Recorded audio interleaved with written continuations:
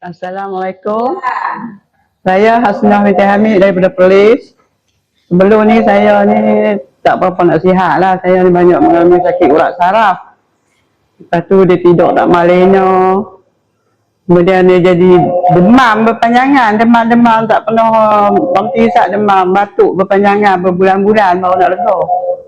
Satu hari kawan saya main melawat saya lah, dah lama tak jumpa. Kemudian dia tengok saya duduk sakit lah, duduk tidur. Duduk tak bermaya lah, tak bersemangat apa semua. Kemudian dia memperkenalkan produk Plus ni lah. Alhamdulillah lah, saya makan lebih kurang 1 kotak. Tak sampai 1 kotak pun lah, saya berasa perubahan lah pada badan saya. Pada demam pun tak demam dah, sampai dengan izin Allah Ta'ala lah. Tak pernah demam dah, sampai lah ni batuk-batuk pun tak pernah batuk. Dia batuk panjang-panjang lama-lama. Kemudian lah ni Alhamdulillah lah saya boleh berdiri baik semayang berapa sunat apa semua-semua saya buat berdiri lah. Alhamdulillah, terima kasih lah.